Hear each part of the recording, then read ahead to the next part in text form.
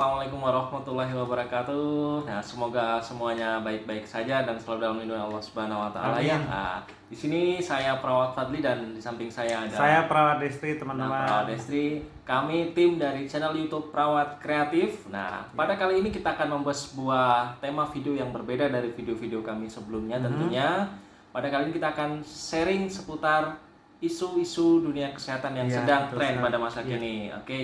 Mungkin teman-teman pernah dengar apakah itu home care, nah atau yang biasa kita sebut perawatan pasien di rumah. Nah, lalu apakah itu home care dan bagaimana tata laksananya di lapangan dan kira-kira bagaimana prospek dunia home care ini ke depannya di Indonesia? Betul Nah, sekali. jangan kemana-mana, tetap di channel Perawat Kreatif. Halo, kembali lagi bersama kami channel Perawat Kreatif ya. Nah, di video sebelumnya kita akan menjabarkan tentang pengertian apakah itu home care, Iya. bagaimana tata laksana di lapangan dan kira-kira Oke, bagaimana sih ya. prospeknya di Indonesia Nah, saat ini. itu juga Mas ya. Oke. Pertama, apakah itu home care? Nah, perlu teman-teman ketahui home care itu sendiri dari bahasa Inggris ya, atau artinya home itu rumah dan Iya. care itu perawatan. Nah, Betul. artinya perawatan lanjutan yang diperlukan oleh pasien pasca perawatan di rumah sakit. Nah, boleh jadi saat ini dengan menjamurnya bisnis home care di Indonesia, nah boleh jadi karena memang banyaknya pasien yang membutuhkan perawatan di rumah. Nah, iya. mungkin dari segi efisiensi Iya. biaya ataupun mungkin dari tingkat kenyamanan pasien. Nah, sehingga banyak orang memilih untuk perawatan di rumah. Iya. Bahkan di luar negeri sendiri, khususnya di Australia ataupun di negara Timur Di Tengah Jepang itu, di Jepang kebanyakan bahkan ya, Jepang. itu bahkan menjadi sebuah komoditas besar perawat Iya, home care betul, itu sendiri. perawat home Bahkan menjadi sumber pendapatan devisa negara. Nah, ya karena betul memang juga, Mas. sekarang banyak orang yang membutuhkan perawatan pasien di rumah.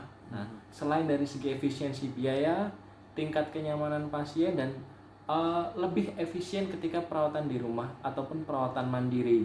Nah, sebagai contoh, dulu saya mengawali home care sendiri sebenarnya tanpa disengaja, Mas. Oh, tanpa disengaja ya.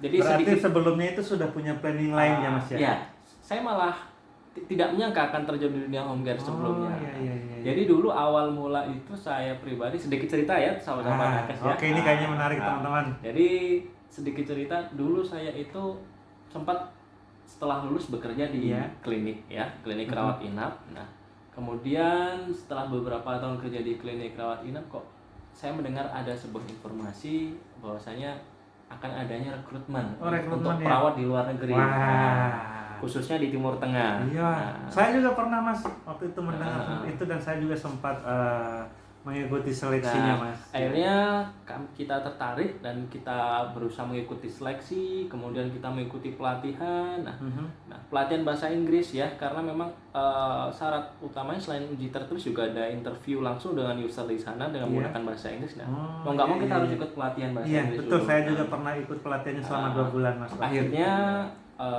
karena banyak waktu yang dibutuhkan untuk mempersiapkan itu semua, akhirnya dengan berat hati saya lepas pekerjaan saya di klinik. Singkat cerita, pergilah saya ke Jakarta untuk mengikuti interview dan tes tersebut. Tapi mungkin Allah berkata lain, mungkin juga belum rezeki saya. Nah, akhirnya saya tidak lolos interview dan akhirnya di Jakarta bingung, saya mau kerja apa sih? Sedangkan saya dulu ke Jakarta itu dengan membawa uang pas-pasan, Mas. Kemudian ditawari teman, kenapa sih kamu nggak coba home care aja? Nah, selain kamu home care di rumah pasien, kamu juga bisa tinggal di rumah pasien. Oh, jadi seperti itu. Jadi sebelum Mas Fadli terbang ke dunia home care ini, berarti sudah ada teman-teman yang sudah lebih lah ya, lebih senior ya. Sudah ada yang pernah terjun di dunia tersebut. Oh iya. Kemudian saya berpikir, kenapa nggak saya coba ya? Kita merawat pasien di rumah, kita juga tinggal di rumah pasien. Nah, waktu itu Mas Fadli pertama yang dibayangkan tentang home care itu seperti apa sih? Ya, apa nggak bertanya-tanya? Saya banyak bertanya dengan teman saya. Cuman waktu itu saya tidak mempertimbangkan apa saja sih pekerjaannya. Saya berpikir gimana caranya saya bertahan hidup di Jakarta pada saat itu. Karena dengan uang pas-pasan, kemudian juga tidak ada persiapan sama sekali. Nah, akhirnya saya mencoba terjun di dunia home care. Nah, ini pasti menarik teman-teman. Pengalaman awal ya. Terjun di dunia home care pada saat itu saya merawat pasien dengan post-op craniotomy dulu. Dia stroke hemorrhagic ya. Kemudian dia ada lumpuh di kedua kakinya, kedua ekstremitasnya. Iya. Jadi saya hanya melakukan pemenuhan KDM saja, mungkin setiap hari dia makan, minum, mandi dan sebagainya, ganti pampers. Nah, dari situ saya punya pengalaman awal mula saya terjun di dunia home care. Nah, selain saya menangani pasien secara mandiri di rumah, saya juga tinggal di rumah pasien itu. Jadi untuk biaya hidup seperti makan, kemudian tempat tinggal, jadi saya bisa Semua tercover ya? tercover. Saya bisa Iya, iya. simpan pemasukan di situ. Jadi dengan kondisi saya saat itu yang tidak jelas di Jakarta, dengan membawa uang yang pas-pasan, kemudian tidak ada pengalaman di home care sedikit pun, hanya pengalaman di klinik dan tidak tahu bagaimana home care itu sebenarnya bekerja di lapangan. Nah, Ya, ini sangat menarik sekali. saya coba teman-teman. terjun ya. Kemudian dari situ awal mulai di situ, saya mulai banyak mengenal kawan-kawan sesama perawat yang sama-sama terjun di dunia Dunia home home care, care. Kemudian setelah itu banyak kenalan, kemudian banyak pasien yang saya pegang seperti tracheostomi, kemudian pasien-pasien terpasang PEG, kateter segala macam, ventilator terutama. Berarti saya potong ya. Berarti Ya. Mas Fadli ini bukan cuma menangani satu pasien Betul, ya. ada- Seperti yang disebutkan tadi itu ada beberapa kasus atau Betul, beberapa diagnosa medis ya. Betul. Ada kraniotomi, ada pasien dengan Terpasang tracheostomi dan ventilator. Berarti di dunia home care sendiri bukan hanya mendampingi pasien, Betul. tapi Mas Fadli juga menangani pasien-pasien dengan Betul. diagnosa medis yang dibilang tinggi ya, yang bahkan risiko tinggi ya. bahkan saya sebelumnya belum pernah pegang alat itu. Tapi karena memang tuntutan pekerjaan, akhirnya kita belajar dengan terus perawat ya. yang sebelumnya sudah pernah mengoperasikan dan sudah pernah menangani, akhirnya lama-kelamaan kita belajar sendiri bisa mengoperasikan. Nah, dari situ saya punya banyak pengalaman yang mungkin belum pernah saya temui sebelumnya. Iya. Dan banyak teman-teman juga yang sudah lebih dulu terjun di home care dengan beberapa yayasan mungkin atau mungkin secara mandiri. Nah, karena memang perlu teman-teman ketahui, home care itu ada dua macam. Ada yang melalui yayasan dan ada yang melalui mandiri. Kalau yayasan ini teman-teman melalui yayasan ini bergabung dengan yayasan, biasanya ada terikat kontrak biasanya. Iya. Jadi nanti ada disediakan tempat tinggal, mes, segala macam, makan disediakan, kadang seragam pun disediakan. Itu teman-teman tidak perlu bingung lagi mencari pasien home care. Nah, itu langsung disediakan, dicarikan oleh yayasan tersebut. Tapi kalau mandiri, teman-teman itu langsung hubungan dengan keluarga pasien. Jadi tidak perlu teman-teman bingung untuk mencari pasien. Maksud saya mencari pasien sendiri untuk mandiri ya. Bedanya di situ. Cuman saran saya untuk teman-teman kalau untuk awal mungkin bisa pakai yayasan atau mungkin sudah banyak kenalan bisa juga pakai mandiri. Tapi terserah bagaimana teman-teman nanti di lapangan. Jadi gini Mas Fadli, ini kita saling berbagi ya. Mungkin banyak teman-teman di rumah yang bertanya-tanya ya tentang home care. Nah, bagaimana sih Mas Fadli sendiri menjalankan pekerjaan sebagai seorang home care itu sehingga sampai pada saat ini Mas Fadli itu masih bertahan. Dan kalau kita mau cerita sedikit ya, saya melihat Mas Fadli ini bukan dulu kan cita-citanya mau ke luar negeri ya Mas ya. Betul. Nah, itu kayaknya sudah saya lihat di profilnya Mas Fadli yang sebelumnya saya baca-baca di profilnya Mas Fadli itu kayaknya Mas Fadli ini sudah sering ke luar negeri ya Mas ya. Kelihatannya kemarin habis pulang dari Singapura ya Mas. Alhamdulillah ya. Hebat ya. Dari home care ini juga ada pengalaman kita juga Luar ikut biasa. merawat pasien di luar negeri. Juga pengalaman kita bertemu dengan perawat-perawat internasional di sana ya, keren mungkin sekali ya. dengan komunikasi bahasa dan ada istiadat yang berbeda, tentunya jadi pengalaman tersendiri buat saya. Berarti ini sangat luar biasa teman-teman ya. Beliau ini dulu kan punya cita-cita nih mau ke luar negeri, yaitu waktu itu mau kemana Mas? Timur Tengah ya? Timur Tengah, tapi namanya rezeki itu tidak harus pergi jauh-jauh ya. Rezeki itu bisa ada di sekitaran kita. Yang penting adalah kuncinya kita berusaha teman-teman. Kita berusaha untuk mencari hal-hal baru. Nah, perlu diketahui bahwa Mas Fadli ini sudah berapa tahun Mas pengalamannya?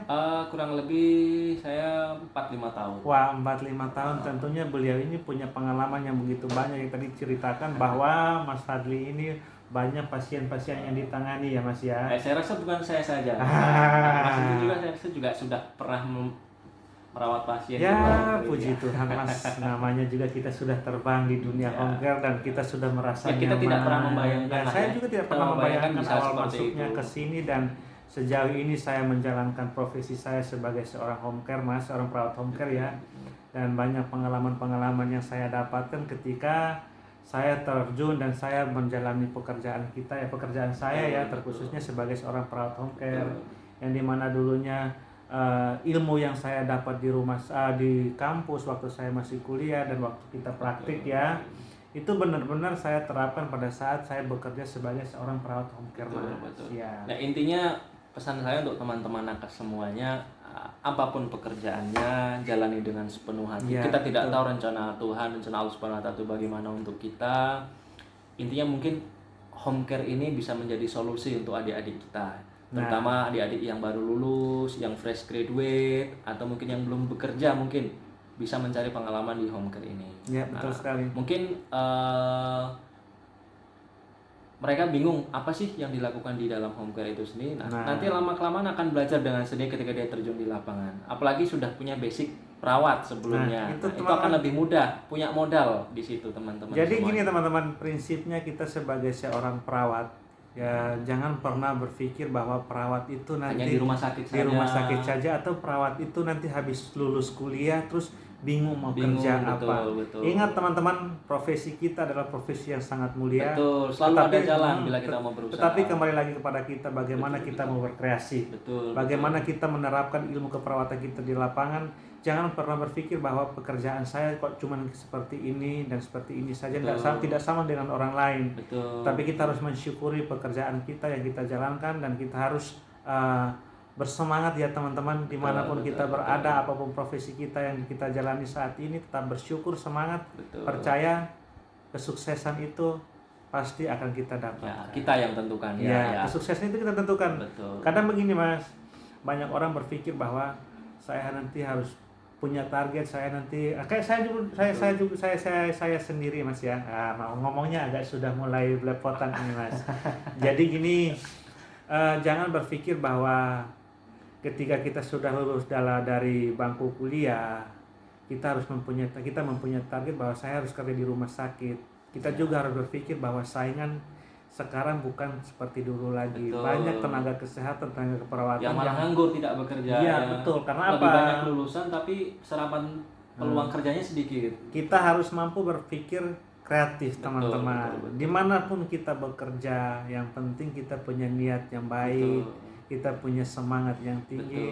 Saya percaya teman-teman, kita semua akan meraih kesuksesan itu. Dan menurut saya juga untuk home care ini sendiri teman-teman ya, peluangnya masih sangat-sangat besar ya. 5-10 tahun ke depan mungkin masih sangat-sangat bagus ya peluangnya ya. Apalagi di masa pandemi seperti saat ini. Pasien banyak memilih perawatan di rumah. Terutama dari efisiensi segi biaya, tingkat kenyamanan pasien, dan juga mungkin tingkat keamanan pasien. Apalagi di masa pandemi ini ya, lebih aman di rumah ya. Lebih aman di rumah mas. Orang kebanyakan sekarang tuh lebih nyaman di rumah, lebih aman dan nyaman di rumah. Sehingga itu prinsipnya seperti itu. Mendukung untuk kesembuhan pasien itu lebih tinggi.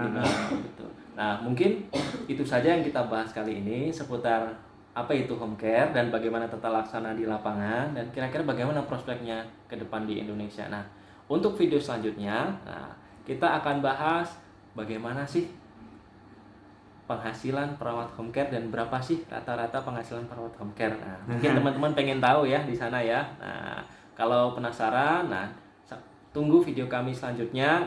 Tonton terus channel kami di Perawat Kreatif. Jangan lupa klik, like, share, dan tekan tombol subscribe dan loncengnya. Sampai ketemu di video kami selanjutnya. Assalamualaikum warahmatullahi wabarakatuh. Terima kasih.